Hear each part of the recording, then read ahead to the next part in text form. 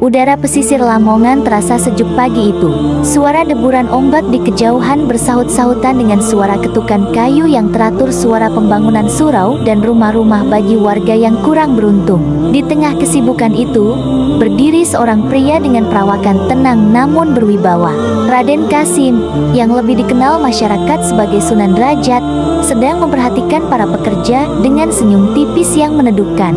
Bagi warga desa Derajat, Raden Kasim bukan sekadar pemimpin agama, beliau adalah pelindung. Di bawah kepemimpinannya, wilayah yang dulunya gersang dan penuh kesulitan ekonomi itu berubah menjadi oase kedamaian.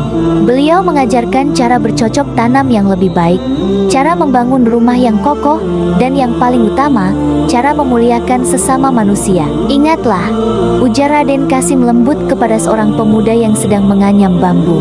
Membangun tempat berteduh untuk saudaramu yang kedinginan adalah bentuk sujudmu yang paling nyata kepada Sang Pencipta. Kehidupan di desa Derajat berjalan seperti simfoni yang harmonis. Saban sore, anak-anak berkumpul di pendopo untuk belajar membaca dan mendengar petuah tentang kebijakan hidup. Raden Kasim seringkali memetik panyandra, sebuah instrumen musik sederhana, sembari menyelipkan pesan bahwa hidup harus selaras dengan alam dan nurani. Tidak ada ketakutan di sana. Pintu-pintu rumah jarang terkunci karena rasa saling percaya yang begitu tinggi. Kemiskinan mulai terkikis, bukan karena emas yang turun dari langit, melainkan karena sistem lumbung desa yang adil yang digagas oleh Sang Sunan. Raden Kasim telah berhasil menciptakan sebuah dunia kecil di mana semua orang merasa memiliki tempat untuk pulang. Namun, di balik ketenangan itu, jauh di ufuk timur, nampak barisan bukit yang tertutup kabut tebal berwarna keunguan. Orang-orang menyebutnya hutan larangan, sebuah tempat yang tak tersentuh, di mana konon waktu berhenti berputar dan arah mata angin kehilangan maknanya. Raden Kasim sering menatap ke arah perbukitan itu, bukan dengan rasa takut, melainkan dengan firasat yang sulit dijelaskan.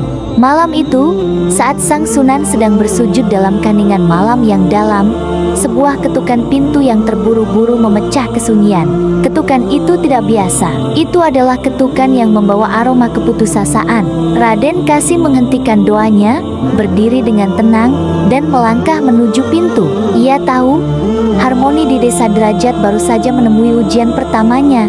Ia tahu, harmoni di desa Derajat baru saja menemui ujian pertamanya saat pintu kayu itu terbuka dan menampakkan sosok Nyai Sumi, seorang janda tua yang seluruh pakaiannya basah oleh embun malam dan lumpur. Napasnya tersengal, matanya sembab, dan tangannya gemetar hebat saat ia jatuh bersimpu di kaki Raden Kasim. Tidak ada kata-kata yang keluar, hanya isak tangis yang terdengar begitu menyayat hati di tengah keheningan malam yang pekat. Raden Kasim segera membantunya berdiri dengan penuh hormat. Namun Nyai Sumi seolah kehilangan seluruh tulangnya. "Gusti Raden, putra hamba, Bagus Sentot," rintihnya dengan suara parau yang nyaris hilang. Raden Kasim menenangkan wanita tua itu dengan tatapan mata yang teduh namun tajam. "Tenanglah, Nyai, ceritakan perlahan, apa yang terjadi dengan putra tunggalmu?" Dengan suara yang terputus-putus, Nyai Sumi menceritakan bahwa putranya, Bagus Sentot, nekat mendaki ke arah perbukitan timur demi mencari bunga langka yang konon bisa menyembuhkan penyakit sesak napas yang diderita ibunya. Namun, Bagus tidak menyadari bahwa ia telah melangkah terlalu jauh hingga masuk ke dalam jantung hutan larangan wilayah, yang secara turun-temurun diyakini sebagai labirin tanpa pintu keluar. Dia belum kembali sejak fajar tadi. "Gusti, kabut di sana tiba-tiba turun begitu rendah, seolah-olah hutan itu menelan siapapun yang berani menginjakan kakinya ke sana."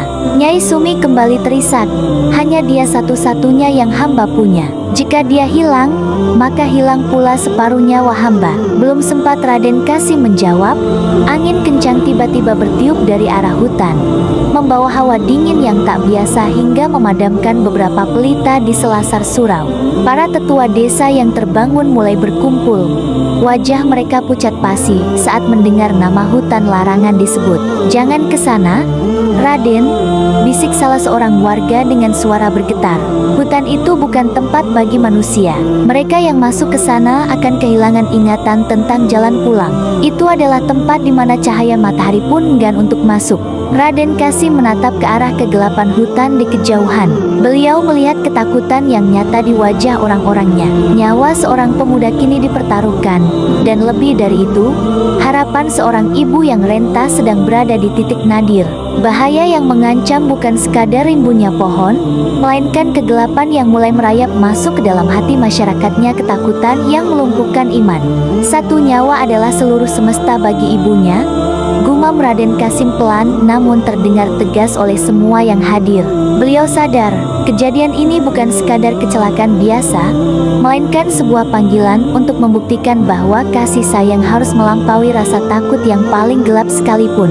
Beliau sadar, kejadian ini bukan sekadar kecelakaan biasa, melainkan sebuah panggilan untuk membuktikan bahwa kasih sayang harus melampaui rasa takut yang paling gelap sekalipun. Maka dengan langkah yang mantap, Raden Kasim memutuskan untuk memasuki rimba yang dijuluki pemakan nyawa itu sendirian. Jangan bawa senjata, jangan bawa kemarahan, pesannya kepada para santri yang bersikeras ingin ikut. Aku hanya membawa selembar doa dan keyakinan bahwa tak ada tempat di bumi ini yang tidak berada dalam penjagaannya. Hari pertama, perjalanan dimulai dengan rintangan yang menguras raga. Hutan larangan menyambutnya dengan vegetasi yang begitu rapat, seolah akar-akar pohon besar sengaja melilit jalan setapak agar tak bisa dilalui. Raden Kasim harus merangkak di bawah batang-batang pohon tumbang dan melewati tebing-tebing curam yang diselimuti lumut licin. Berkali-kali kakinya terperosok ke dalam lubang yang tertutup dedaunan kering. Namun setiap kali terjatuh, beliau bangkit dengan bibir yang terus melantunkan dizikir pelan.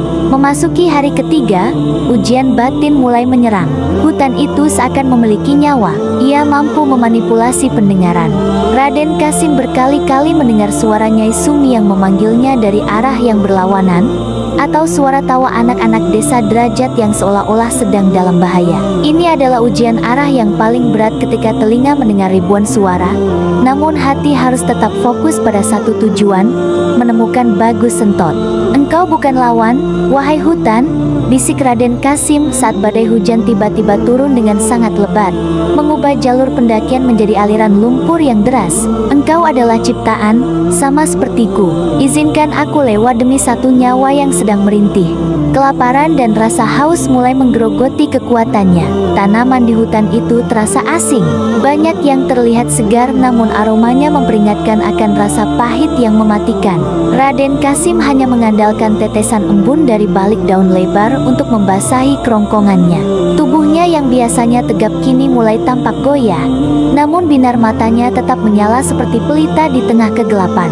Di hari kelima, beliau menemukan potongan kain dari sarung yang dikenakan Bagus Sentot tersangkut di dahan pohon berduri. Jejak itu mengarah ke sebuah lembah terdalam yang tertutup kabut abadi, tempat di mana sinar matahari pun tak mampu menembus rimbunnya kanopi pohon raksasa. Di sana, di tengah keheningan yang mencekam, Raden Kasim merasakan kehadiran seseorang yang sedang berjuang melawan dingin yang mematikan. Di sana, di tengah keheningan yang mencekam, Raden Kasim merasakan kehadiran seseorang yang sedang berjuang melawan dingin yang mematikan, tergeletak lemah di antara himpitan batu besar yang runtuh dari tebing lembah. Bagus Sentot ditemukan dalam kondisi memprihatinkan. Kakinya terjepit bongkahan batu yang mustahil digerakkan oleh tenaga manusia biasa, sementara tubuhnya sudah membiru akibat serangan dingin yang menusuk tulang. Pemuda itu hanya bisa menatap sayu ke arah Raden Kasim. Bibirnya bergerak tanpa suara, memohon bantuan yang seolah mustahil datang. Raden Kasim berusaha sekuat tenaga mengungkit batu itu, namun setiap kali ia mencoba, tanah di bawah mereka justru semakin amblas. Beliau menyadari situasi yang mengerikan. Lembah ini adalah cekungan yang perlahan mulai terisi air akibat hujan lebat yang tak kunjung berhenti di puncak bukit. Jika mereka tetap di sana, dalam hitungan jam, air akan menenggelamkan mereka berdua. Gusti, tinggalkan hamba, bisik Bagus Sentot dengan air mata yang membeku di pipi. Ibu, sampaikan maaf hamba pada ibu. Raden Kasim menatap langit yang tertutup rapat oleh kanopi pohon, menyadari bahwa semua upaya fisiknya telah mencapai batas maksimal. Tenaganya habis, perbekalannya nihil, dan jalan keluar yang ia lalui sebelumnya kini telah tertutup longsoran tanah yang masif. Beliau berada di titik nadir di mana logika berkata tidak ada lagi harapan untuk selamat. Hanya ada satu pilihan terakhir yang paling sulit dan menguji seluruh hakikat imannya. Raden Kasim harus melepaskan seluruh egonya sebagai manusia dan melakukan sesuatu yang belum pernah ia lakukan. Menyerahkan nyawanya sendiri sebagai jaminan dalam sebuah doa yang paling sunyi. Beliau memilih untuk tidak meninggalkan pemuda itu. Meski itu berarti ia harus ikut tenggelam bersamanya. Beliau duduk bersimpu di samping Bagus Sentot, memeluk tubuh pemuda yang kedinginan itu, dan mulai memejamkan mata. Raden Kasim memutuskan untuk menghentikan semua usaha ototnya dan beralih pada usaha batin yang paling dalam. Ia meletakkan telapak tangannya di atas batu besar itu, bukan untuk mendorongnya dengan tenaga, melainkan untuk mengetuk hati alam semesta agar memberikan jalan bagi sebuah keajaiban yang melampaui nalar manusia. Ia meletakkan telapak tangannya di atas batu besar itu bukan untuk mendorongnya dengan tenaga, melainkan untuk mengetuk hati alam semesta agar memberikan jalan bagi sebuah keajaiban yang melampaui nalar manusia, sembari membisikkan doa kepasrahan yang begitu tulus hingga seolah getarannya menghentikan rintik hujan. Dalam keheningan sujud batinnya, Raden Kasim merasakan sebuah ketenangan yang luar biasa menyelimuti lembah tersebut. Tiba-tiba, keajaiban yang tak masuk akal itu terjadi. Tanah yang tadinya becek dan amblas mendadak mengeras, dan air yang mulai menggenang perlahan-lahan surut ke dalam celah-celah bumi seolah ada tangan tak kasat mata yang meminumnya. Bersamaan dengan itu, sebuah akar pohon raksasa yang berada di bawah batu besar itu tumbuh merayap naik, memberikan daun kit alami yang perlahan-lahan menggeser beban berat yang menjepit kaki Bagus Sentot. "Bangunlah, nak!" Suara Raden Kasim terdengar lembut namun penuh energi yang menguatkan. "Cahaya tidak akan membiarkan kita kegelapan di sini." Dengan sisa tenaga yang ada, Raden Kasim memapah Bagus Sentot di pundaknya. Meskipun tubuhnya sendiri sudah sangat lemah, beliau seolah mendapatkan kekuatan tambahan dari setiap helai napas pemuda itu. Langkah demi langkah mereka ayunkan menembus kabut yang perlahan-lahan mulai tersibak, menunjukkan jalan setapak yang sebelumnya tidak pernah terlihat oleh mata manusia. Hutan yang tadinya terasa mengancam, kini seolah membungkuk memberi jalan. Ranting-ranting yang berduri menjauh, dan kunang-kunang dalam jumlah ribuan muncul entah dari mana, membentuk barisan cahaya yang menuntun mereka keluar dari jantung labirin tersebut. Tepat pada fajar hari ketujuh, saat matahari mulai menyapa cakrawala dengan warna keemasan yang paling indah, dua sosok manusia muncul dari balik kabut tebal di pinggiran desa.